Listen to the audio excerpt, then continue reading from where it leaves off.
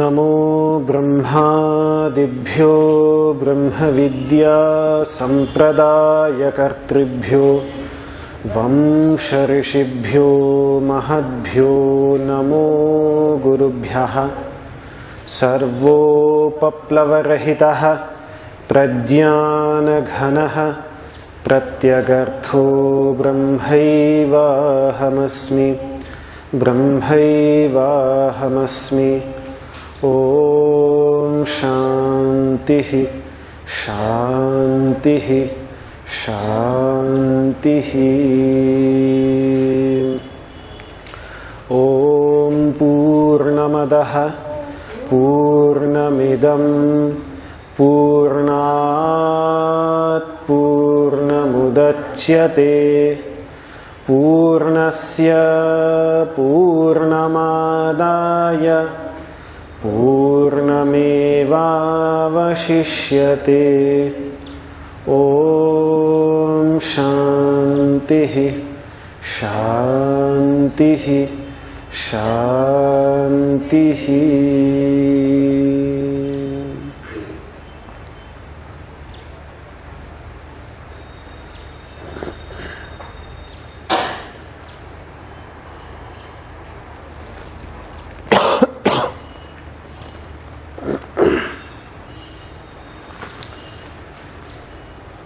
So in our last class on Ishavasya Upanishad,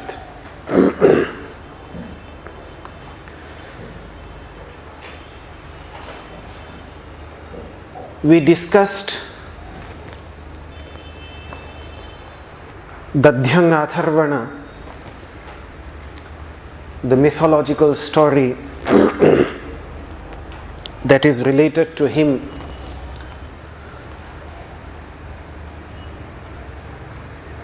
Did this story really make sense? That is for us to decide. I personally like to treat it simply as an object of meditation, a little bit something like a koan, which does not necessarily make sense. Yet, somehow deep within it, it conveys some deep essence which we can sort of relate with intrinsically, quite intrinsically, and quite effortlessly. So the idea is to grasp that. Second thing that I would like to add is that apart from the fact that these mythological stories, particularly the Vedic ones, which from the very beginning it is made very clear that they are not to be taken literally, but they are stories to present something deeper in symbolical language. The fact that the characters of these stories can be found in various cultures. Most of these characters are widely known across ancient cultures. The fact is, it's quite interesting. Either it means that information traveled and there was some kind of interaction in ancient times between these cultures, which is beautiful. And if such interaction was not there, then still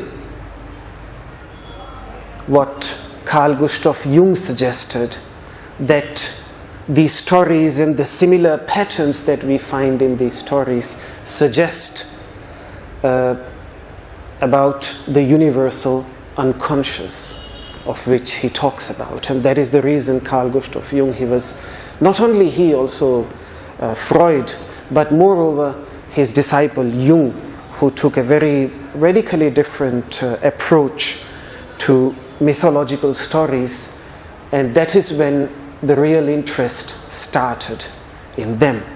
But apart from that, the moral message that they give, the message which we can derive from them from our life, for our life, I think that is the most important thing. Now, just a few afterthoughts about Madhu, about honey, with which we saw with which he is deeply related, the symbolical usage of the word Madhu, which is nonetheless completely symbolical, because when we look even at the most ancient text, the Rig Veda, it is deeply conflated with the idea of Soma, the ecstatical experience. So the fact that Madhu is deeply related to the very essential wisdom is because honey is the essence of flower. It is the very essence, and not the essence of one flower, but it is united one extremely similar essence of so many different flowers. I think that is the most beautiful thing about honey, which has been pointed out by Maharshi Uddalaka in his dialogue to his son, with his son Shvetaketu, that O my beloved son, yatha somya madhukrato nistishtanti, look at the honey bees which make such a tremendous effort. Nanatyayanam, they collect honey from different kinds of flowers, from different species of trees, of which the flowers are of completely mutually different kinds, completely radically different from each other. Yet, vrikshanam rasan, they bring together the juices of all these different kinds of hundreds and thousands of kinds of flowers, and samavahara mekatam rasam gamayanti, they collect the essence of each flower and then reduce them into one single essence, in which, if those juices would be conscious, just think, if those juices would be conscious of themselves, they might no more be capable of recognizing themselves that I'm the juice of this tree, I'm the juice of that tree, I'm the juice of that tree. This is how the father speaks to his son, that te yatha tatra na vivekam labhante, like they would, if they would be conscious, they would possess no discrimination about themselves, that I'm the juice of this flower and I'm the juice of this flower. They are so deeply, completely united into one, completely similar, indifferent, united into one.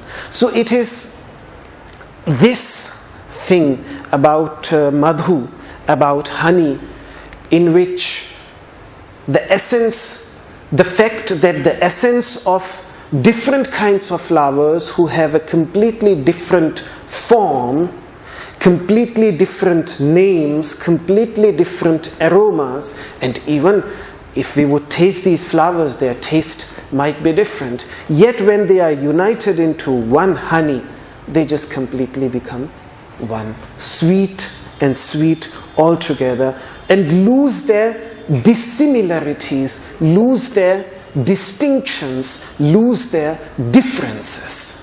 This losing of difference, this losing of distinctions, this losing of individuality, which is the case about honey, is what seems to have impressed the masters, the Vedic masters, the Upanishadic masters, for them, really, because this was a very fundamental idea to them, which is also beautifully presented through one of the greatest monuments in India.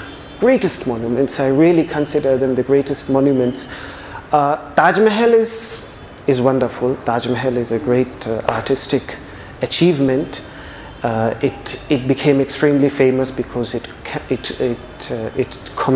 commemorates love, and it's beautiful. But there is another kind of monument in the area of Aurangabad in Maharashtra. These are known as the Ellora and Ajanta caves. Amazing. I mean, they are 34 caves. Now I'm just talking about the Ellora caves, not the Ajanta caves. Ajanta caves are primarily famous for their beautiful, outstandingly beautiful paintings, ancient paintings, and the Ellora caves are primarily well known for their sculpture, for the temples, and for the sculptures that are there. And these caves were digged out somewhere at some point between the 6th century AD and the 10th century AD during the Rashtrakuta Empire. They were not built within a few years, I think more than 100 or 150 years, because this cave system is around 2 kilometers long, and it consists of 34 caves, and out of these 34 caves,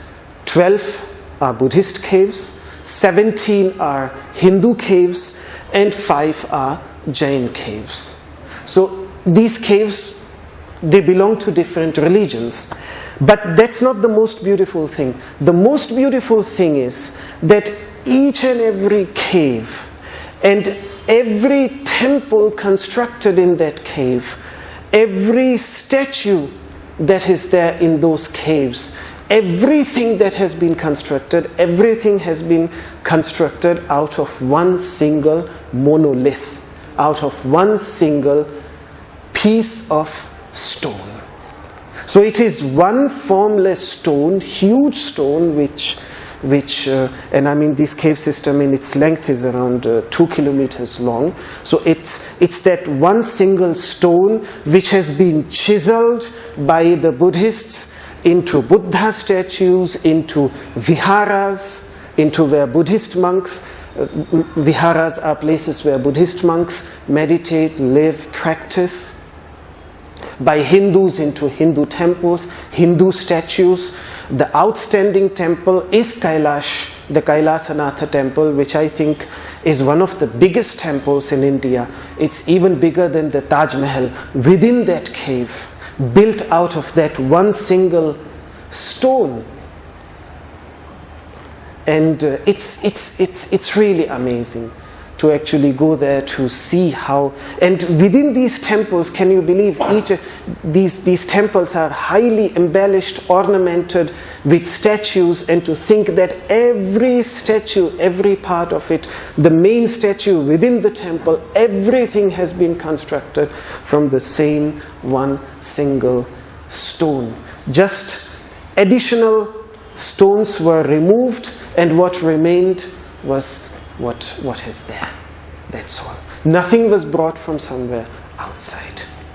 So, sorry, Ellora, E-L-L-O-R-A, Ellora.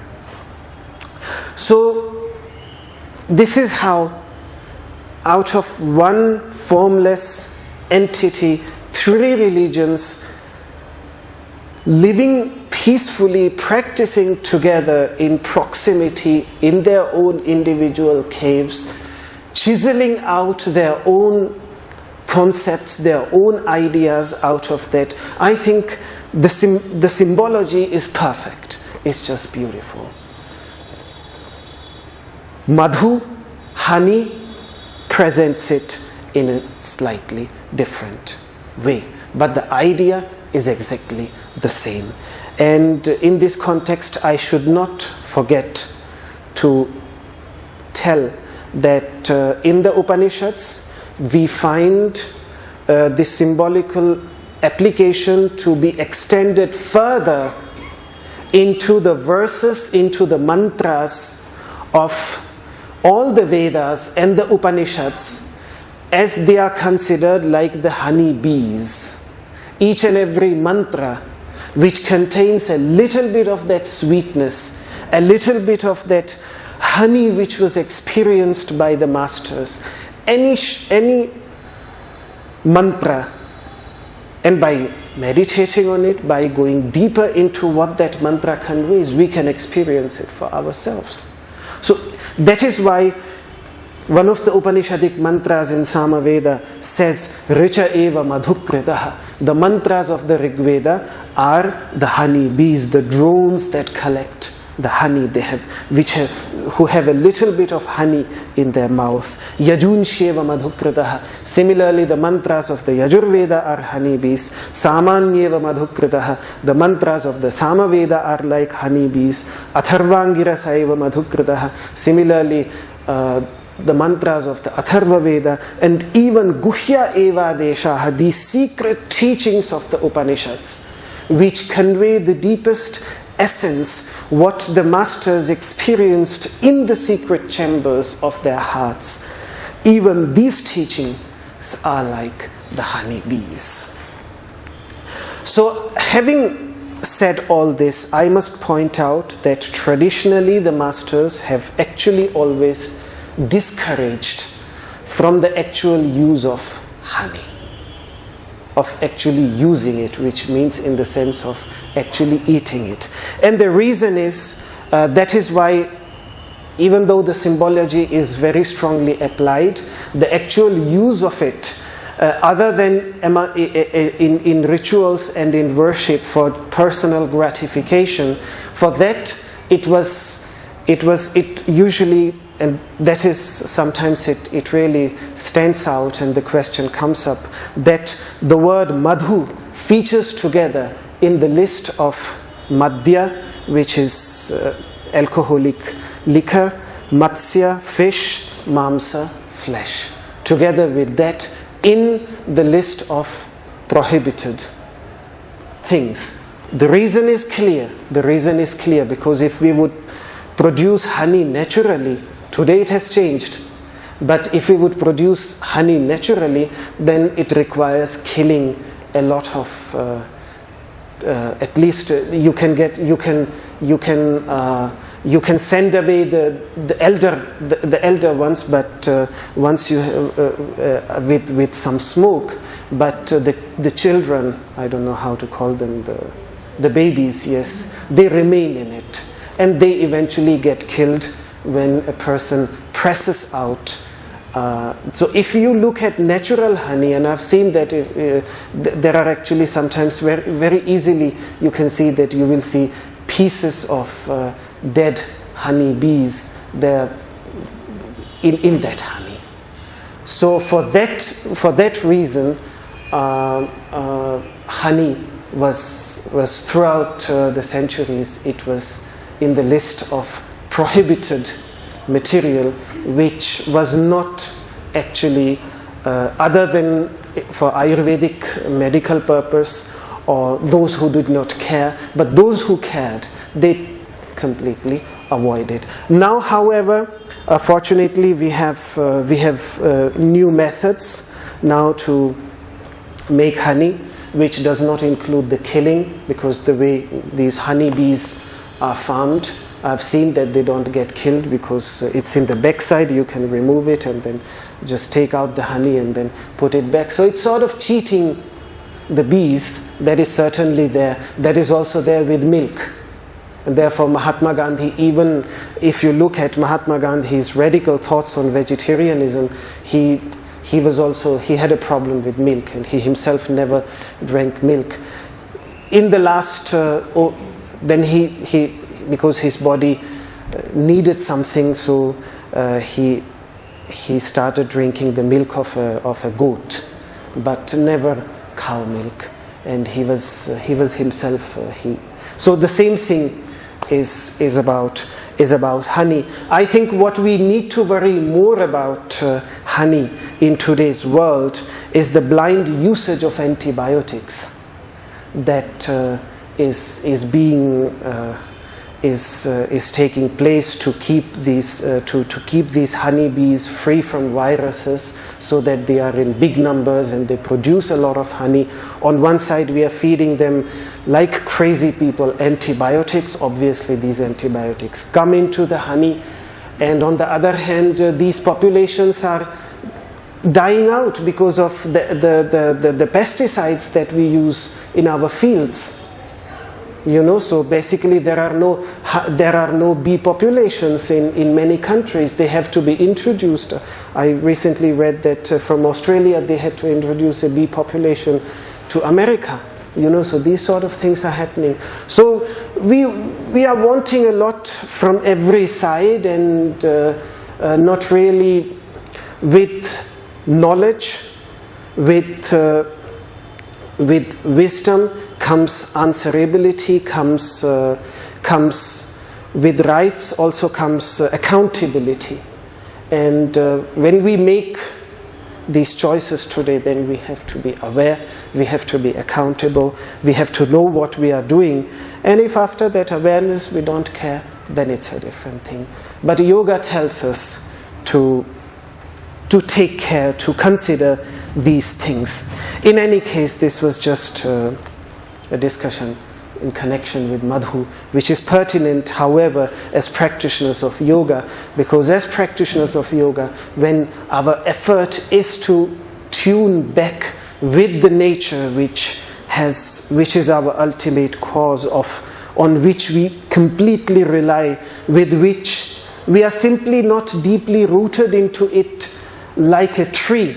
But if you meditate upon how we are deeply connected with it in every possible way, and how we are deeply dependent on it, the roots are different.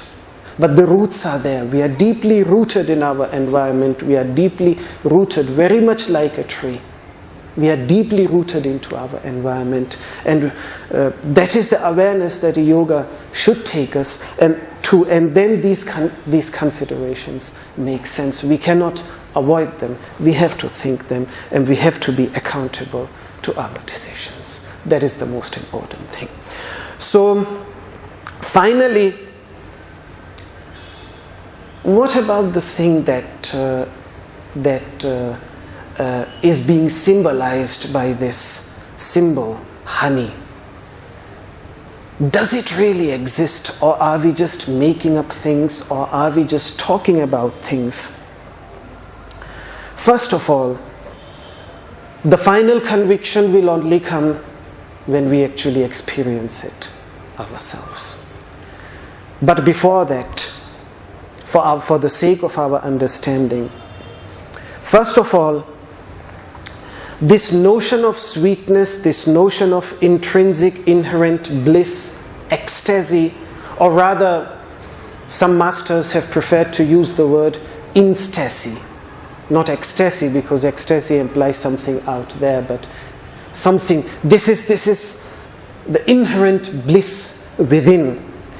Every great mystic that has lived in any culture, in any country, in any nation, in any race, talks about it. The symbols might be different. If we go into Umar Khayyam, for example, who was one of the greatest mystics of Persia, who was initially misunderstood, because all he is about Mai. Mai. He talks about Mai. Mai is translated into English as wine. But people again fail to see that Mai is the Persian equivalent of the word Madhu. Because Persian is an Indo-European language. It has its roots in the same Proto-Indo-European language in which Sanskrit has, and originally was today in Persian language. It is used, as far as I know, it is used for any kind of liquor. But originally, the term was originally a designation only to the liquor that was produced out of honey. So that is so when he uses, initially when his text was discovered by the Western thinkers, they did not grasp what he's trying to say. But then later on they realized that he's one of the greatest, one of the deepest mystics. And Paramahamsa Yogananda has written a commentary on his Rubaiyat, on his Rubai in Persian language, which you can get in the bookstores. It's amazingly beautiful. It's amazingly beautiful. It talks about the depth. So it doesn't matter what symbol we make use of. What is what is conveyed is the most beautiful thing. This is about the mystical traditions.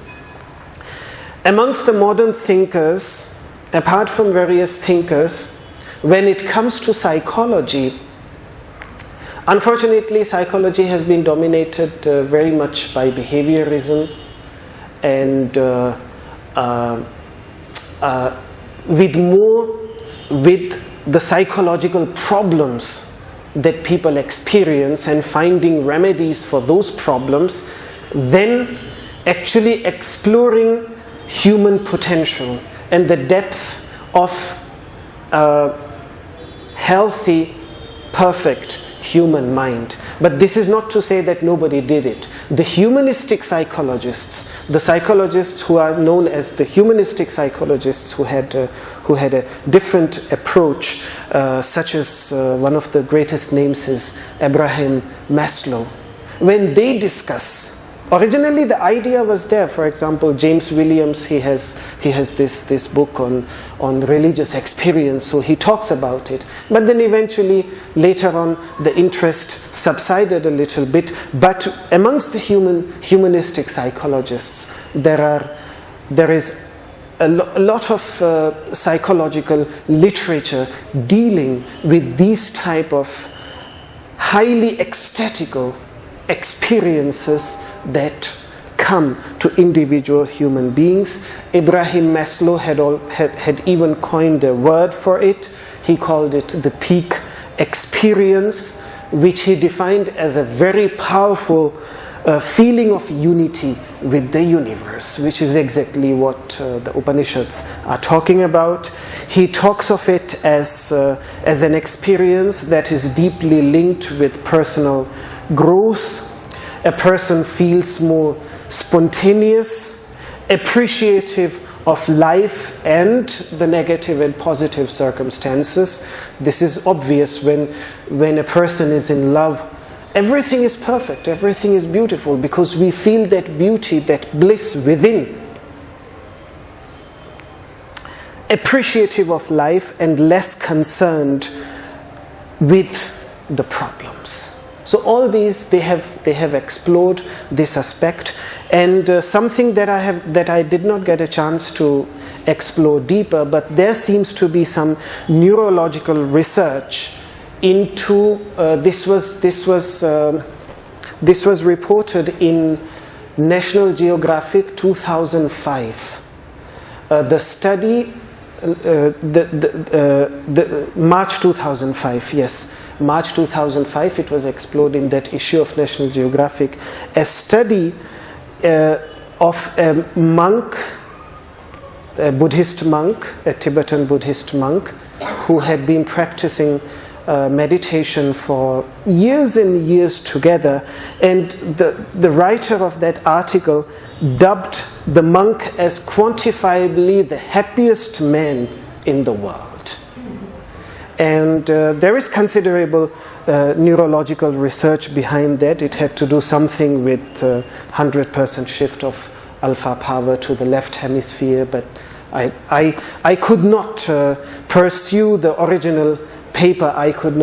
Till now I could not get hold of the original paper, so I have not seen it, so I just have to accept but I considering that National Geographic magazine is just not one of the magazines, but is really a highly respected and reputed magazine, this study has tremendously interested me. However, this gives some, just for the sake of our own, that we are actually discussing ideas that are meaningful, that if we have not experienced it, then still many people have. So it can be experienced if a person does the effort, if the person makes an effort to achieve it, if a person makes an effort, if a person does the cleansing, if a person trains himself to do that, then.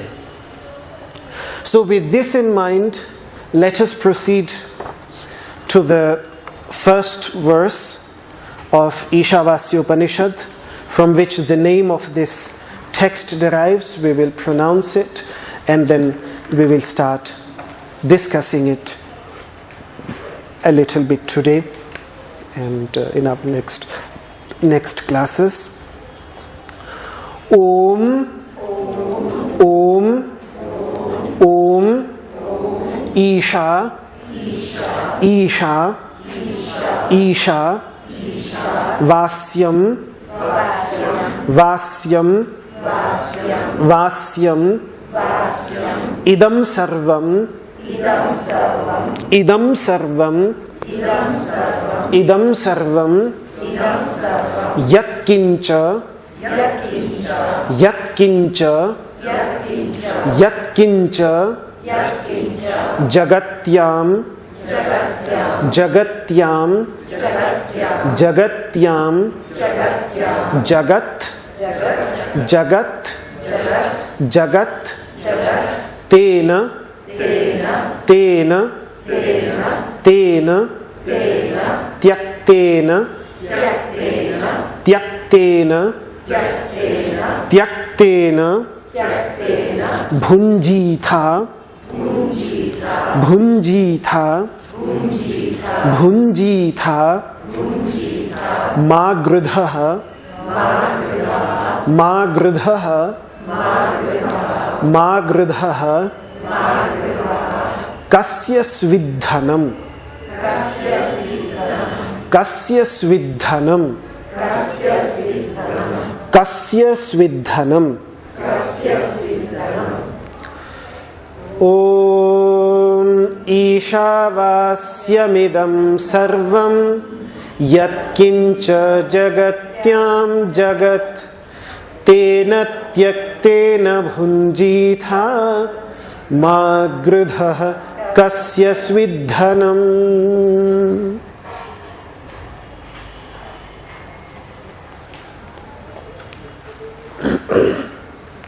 Okay.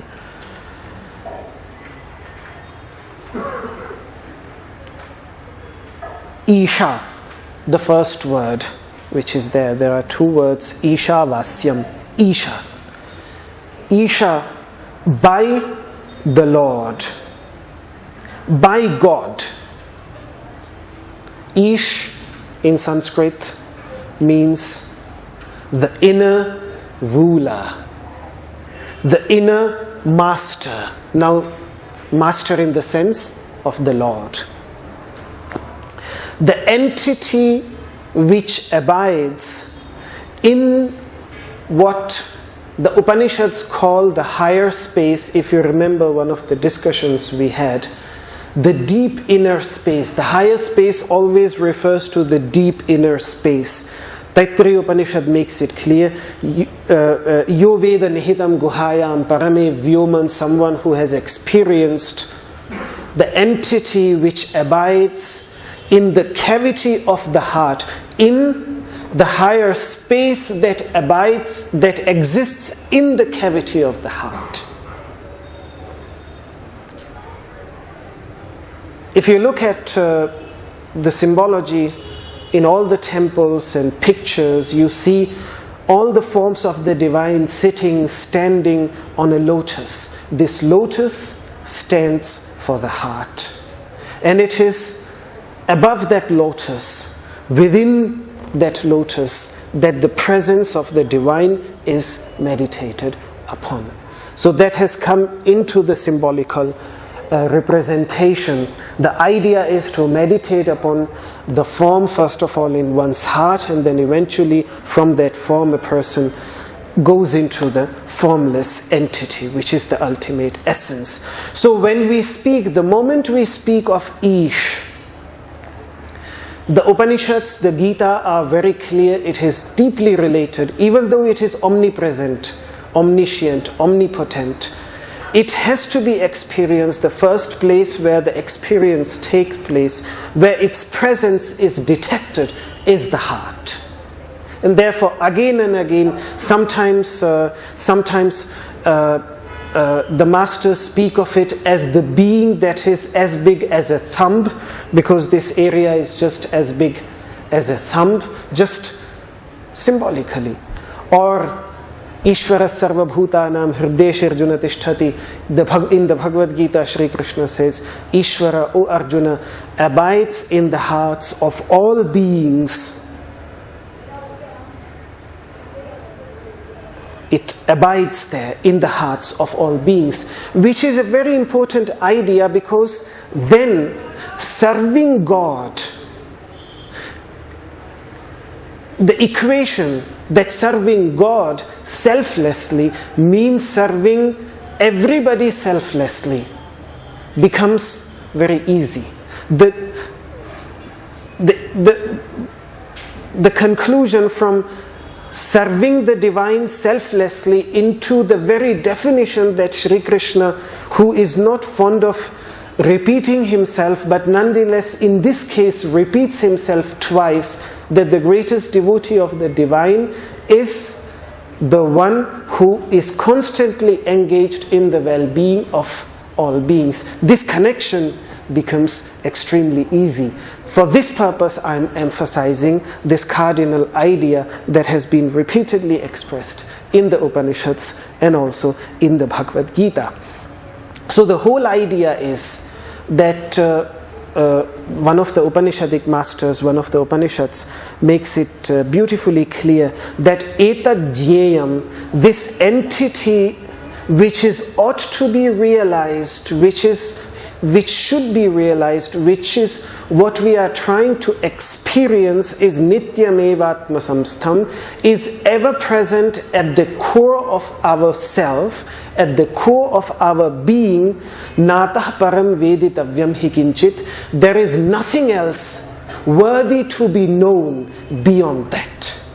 There is nothing else worthy to be known beyond that. If there is anything worthy to be known, then it is the entity which resides at the very core of our being.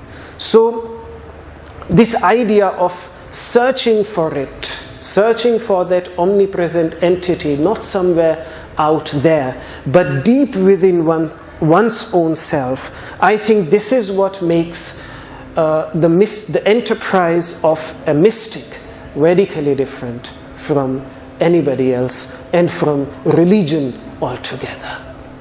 Because religion prefers to have some duality, which a mystic completely, actively wishes to eliminate altogether. So it's not, when we speak of it as the ruler, it's not an outer ruler somewhere out there, high above, up, from where he's ruling everything that is taking place. But if the idea of ruler exists in the Upanishads, it is in the context of another word that comes frequently in the Upanishads, which makes it very clear, antaryami. Antar means the inner, and yami means the ruler, the inner ruler. Eshate atma antaryami amritaha. There is a beautiful discussion in Brihadaranyaka Upanishad in which every mantra concludes with this sentence: O my beloved, this is the core of your being. This is the immortal Antaryami, the immortal inner ruler that abides in your heart. So the word Ish points to that entity which Shankaracharya makes clear in his commentary, Sarva Jantunam Atmasan, the entity which means pure consciousness, which abides within everything that is born, within everything that takes birth, human and non-human alike, as being the very core, the very center of that being. Pratyagatmataya. If it is a ruler, this is the most important thing. If it is the ruler, then it is the ruler by becoming the very inner self of the individual being. It is in that sense a ruler. Because in Vedanta, the individual consciousness is seen as a reflection of that universal consciousness, it becomes even more obvious, because if I get reflected in 100 mirrors, then who is the ruler? If I want to say who is the ruler ultimately is me, because I'm being reflected in all these mirrors. If I lift up my hand, every reflection does the same. Every reflection follows it instantly. So it is in that sense. It is in that sense. This is what one of the commentators actually points out, that because Devadatta, this is just a name, any name can be taken, somebody,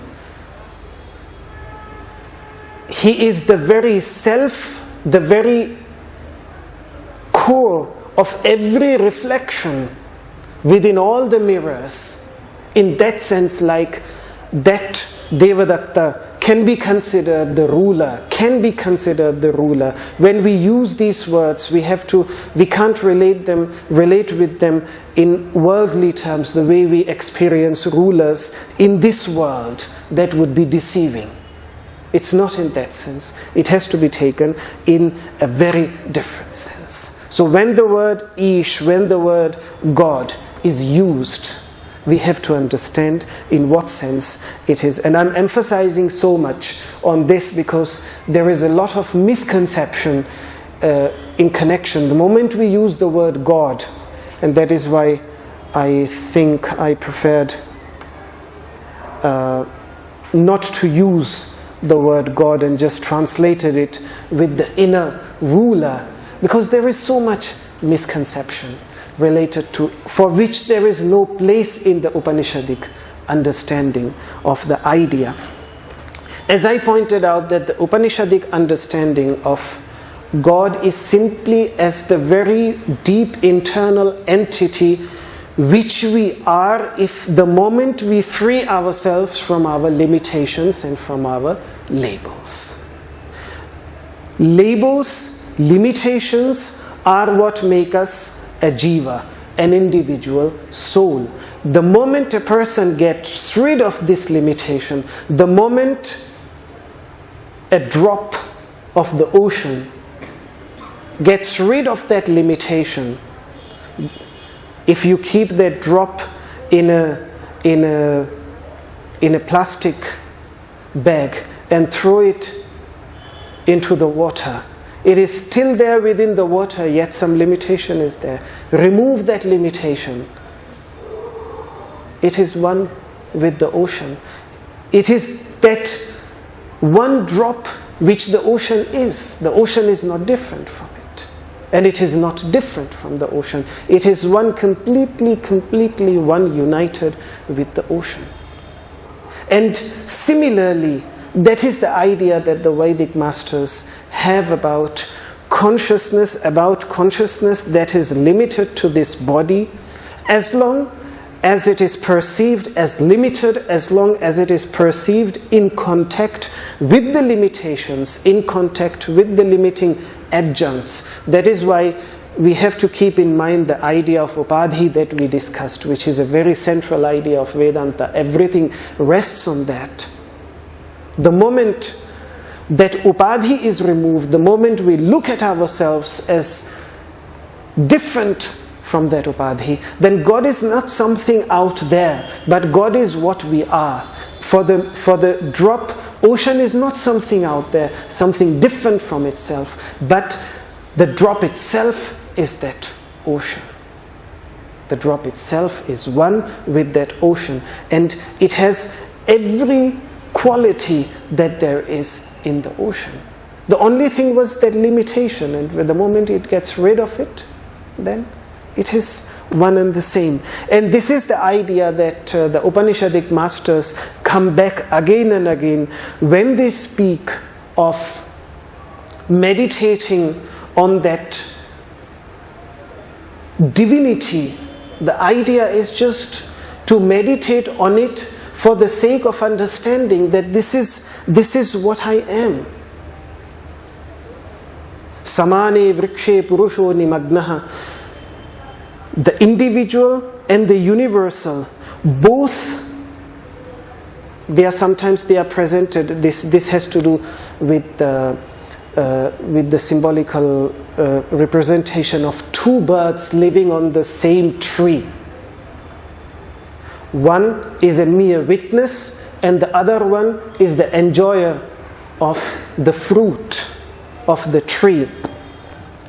Both of them abide in the same, and this is an extremely ancient, can I call it an allegory? Allegory? Yes, it's an extremely ancient allegory because it occurs already in the Rig Veda, which is even by the latest dates it is 3,500 years old, but mostly I think 5,000, 6,000 years old. There even this mantra occurs, this allegorical representation occurs, that Dvasuparna Sayuja Sakhaya, Dvasuparna, these two birds, golden birds, which gold always stands for light, the light of consciousness. Dvasuparna Sayuja Sakhaya, Sayuja, who are deeply united. The same root that is there in yoga has been used. They are intrinsically deeply united, Sakhaya, and they are eternal friends because they are one and the same. This is when we discuss the idea of friendship between Krishna and Arjuna, between Nara, Narayana, the individual human being, and the universal consciousness. And the friendship of these two birds, Dvasuparna Sayuja Sakhaya, Samanam Vriksham, they live on the same tree, and this body is the tree. This is what the tree in this case stands for. Samane vrikshe purusho Dvasuparna Sayuja Sakhaya Samanam Vriksham Parishasvajate Tayoranyah Pippalam Swadavatti. The only difference is that one of them is completely engaged in tasting the apples, tasting the fruits, some of which are bitter and some of which are sweet. And he constantly keeps on tasting the bitter and the sweet fruits. Anashnan Nanyah Abhijakashiti, the other bird, is a mere witness. It does not taste it. That is the only difference that is there. Samane vrikshe purusho nimagnaha. Both of them live on the same tree. Yet the one who enjoys, sometimes he is in bliss when he enjoys a tasty fruit, and when he enjoys a bitter fruit, he is plunged, he is immersed into the sorrow of this world. Samane vrikshe purusho nimagnaha anishaya. He forgets his essential nature, his inherent intrinsic unity with the other bird. He forgets it, and it is in that forgetfulness that his shoka, that his grief, anishaya shochati, he grieves on account of his helplessness. as if he is completely helpless, as if he cannot do anything, muhyamanaha, because he is deluded, because he has forgotten his essential nature. But what is the solution? Jushtam yada pashyati, when he sees the other bird, in how much joy the other bird is, and when he sees how the other bird is jushtam. Now this is an interesting word, jushtam. Jushtam means worshipped, meditated upon, literally served. And the masters explain it when he realizes that all the different paths are actually serving that other bird.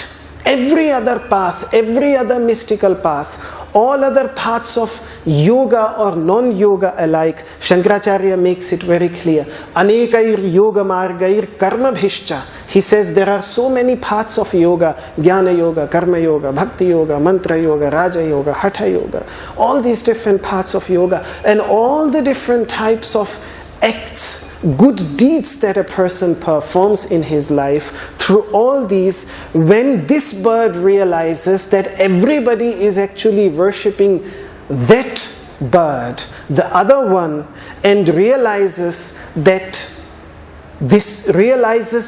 nature of that bird, realizes the essence, why that bird is so beautiful, why that bird is so important, that every yogic path leads to that bird, and he becomes aware of its greatness, of its vastness, when he becomes aware of how that bird is the ultimate foundation of everything that exists, then he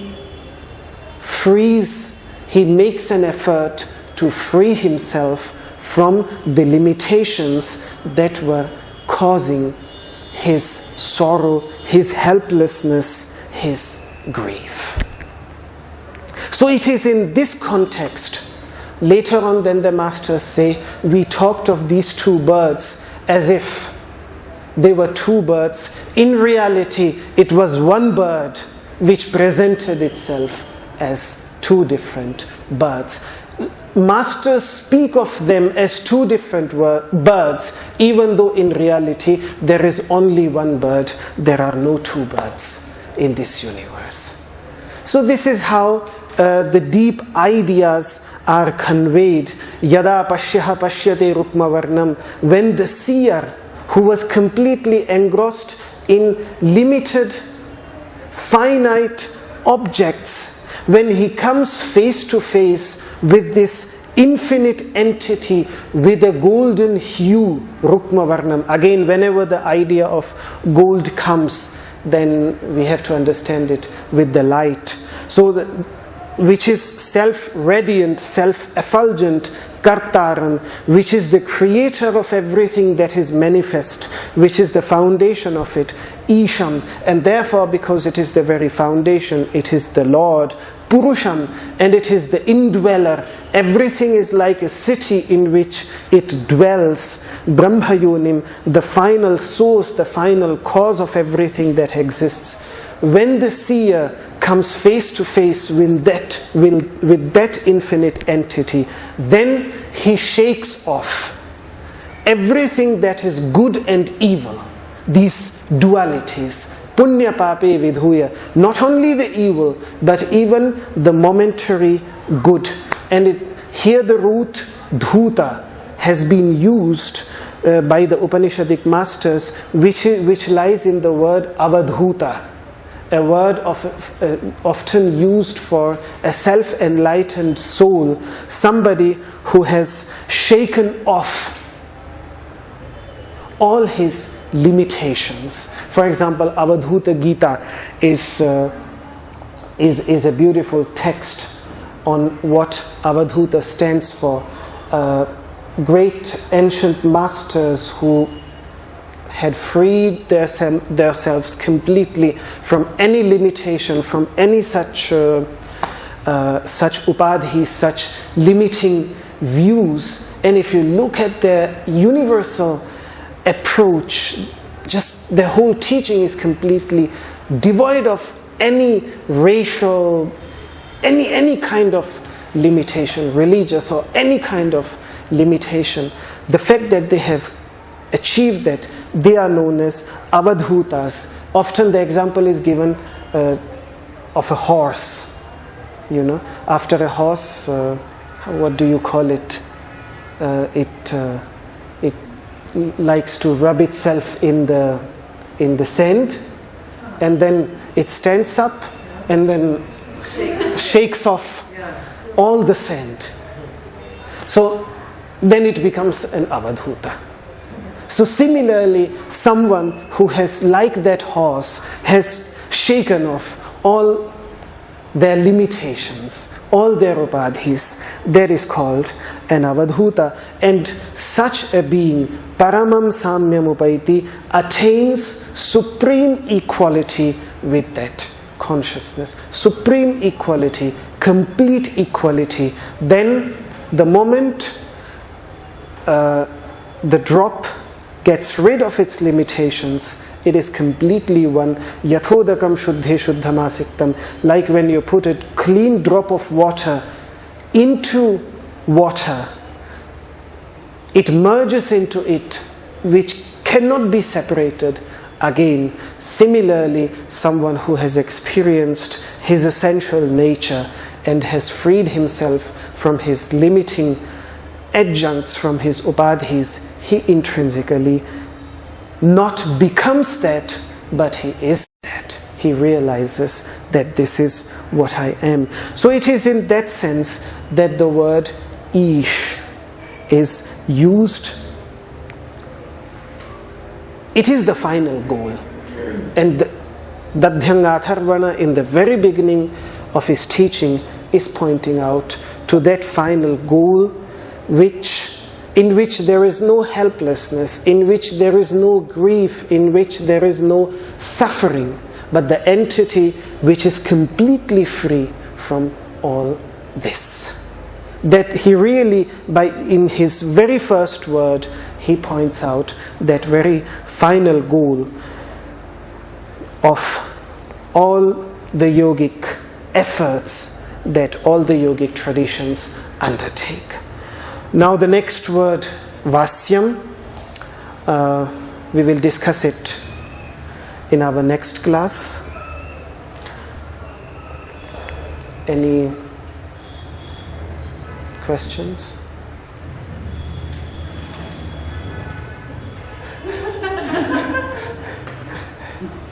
Two thoughts. Yes. One very quick, just I believe it was referring to the bees. I believe it was Einstein who said that if the bees should disappear from the earth within 3 days, none of us would be alive anymore.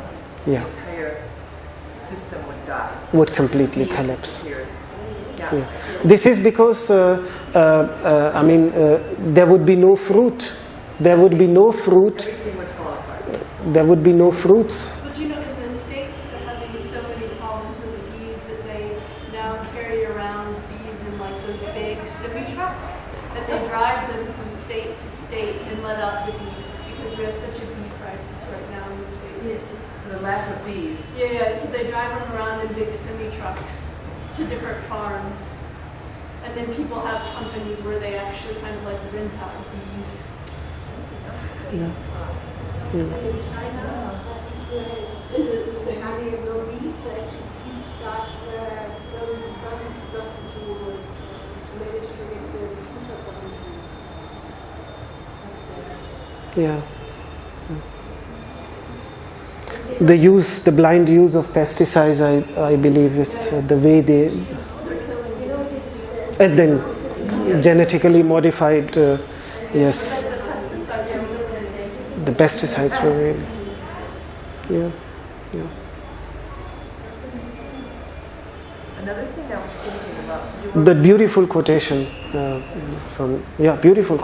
from Albert Einstein. It certainly makes sense. I mean, you would require these what we consider the insignificant life forms. Without them, there would be no fruits. Without them, there would be nothing, because they require, for pollination, we require them completely. I mean, I live in the forest where there is this big mango forest, and I see the moment it starts flowering, now we have no mosquitoes, no bees, nothing.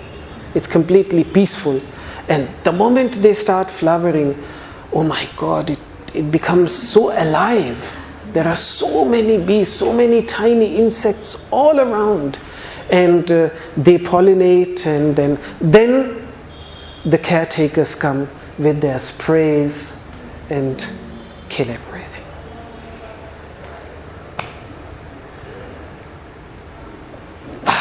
For me, it's just, I mean, I start asking myself, I don't know. I really don't know. I really don't know. Yeah, in Jainism, yes. Madhumadhyam cha mamsam cha mudra maithunam eva cha. As I said, the list is very clear. Even when you remember when I did the sacred thread ceremony, I had to make take vows, and one of them was then not to eat honey, which is a very ancient vow. Yes, I do. Sometimes I do. Sometimes I do. And the reason I said, I mean, Vinoba Bhave used to eat honey as well. Vinoba Bhave, the successor of Mahatma Gandhi, he used to take honey and curd. This was his main food. Ayurveda takes it. And the justification that I have for that is, as I said, if it would have been, I would never eat the honey in which they have been killed. But because I know that the honey comes from these farms, yet I eat it. I don't avoid it altogether like flesh or these things. But still, it's a minimal intake. Except, yes, when it comes to the honey hut, I must confess, which I really love. But it's twice a year, so I don't feel guilty about it. On Mataji's birthday and on my birthday. I've never been myself there.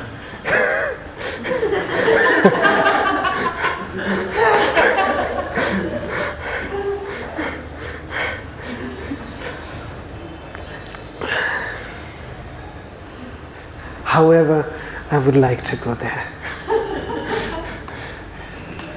Where can I find the story of the two birds? When I Google it, and will it come up? Which one? Which story? The story you told of the two birds living in the tree.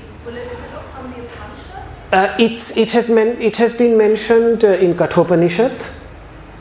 In Katha Upanishad, it is in the Katha Upanishad. Let me check if I have the quotation number. It's 311 and 312, which means third chapter, first Valli, first verse. And but the mantras have only been quoted actually in Katha Upanishad. It originally comes from the Rig Veda. All these mantras which have been quoted in Katha Upanishad, they are originally from the Rig Veda. So it originally comes from the Rig Veda.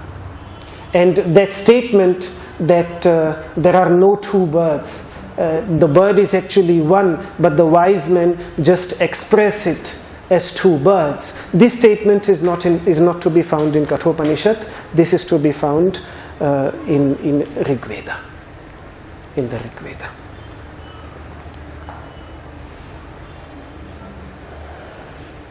Actually, the hawk, which was a very prominent symbol in antiquity in India, in Roman Empire. I mean, that was the main symbol of the Roman Empire. You can see even today in Indonesia, it's the Garuda Indonesia, the hawk of Indonesia, which symbolizes the Panchashila, the five fundamental truths under which the social philosophy of Indonesia, which underlies the social philosophy of Indonesia. From where does that concept come? It comes from the Vedas. At least I cannot speak about the Roman Empire, but about Indonesia. Originally it's from the Vedas. Even the airlines, Indonesian Airlines is called Garuda Indonesia. And that's the national symbol of Indonesia even today, that hawk. And it comes originally from the Vedas, where many times the divine has been presented as a hawk, as a golden hawk, because the sun, it goes back to the sun symbol, as a golden falcon, which we find also in Egypt, everywhere the same idea. And in the Vedas, it also not only symbolizes Isha, the Lord, but also the individual who, like a hawk, when we speak of Vamadeva, his experience that I, like a hawk, broke through the 99 iron gates which were keeping me limited to this helplessness. I broke through it. So in ancient times, the masters actually worshipped the fire on an altar which was constructed in the form of a hawk, which would give the fire the form of a hawk. And such a fire altar exists from an extremely ancient fire altar, has been excavated near Vikasnagar. Yes, near Vikasnagar. Extremely ancient fire altar has been excavated there. I have never got a chance. I've read about it. I've read a lot about it, but I've never been able to go there myself. It has been a dream. 100 kilometers from here, not very far. And this fire altar is there. And in what condition, I don't know, but the Archaeological Survey of India has found it. So these fire altars used to exist, in which they used to worship fire, which would come up in the form of a hawk, because the altar is in the form of a hawk. So it is a very universal symbol again. Then is Garuda Upanishad. Garuda Upanishad is there, Garuda Purana is there. Garuda is the vehicle of Lord Vishnu. It goes back to that symbolical presentation.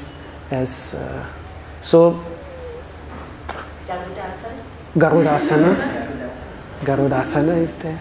Yes. Yeah. So deeply intertwined.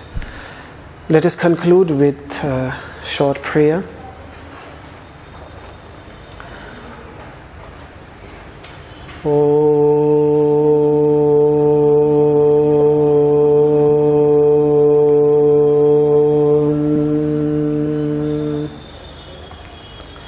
Sarve bhavantu sukhinah, sarve tu niramayah, sarve bhadrani pashyantu, ma kaschid dukkha bhag bhavet. Om Shantihi, Shantihi, Shantihi.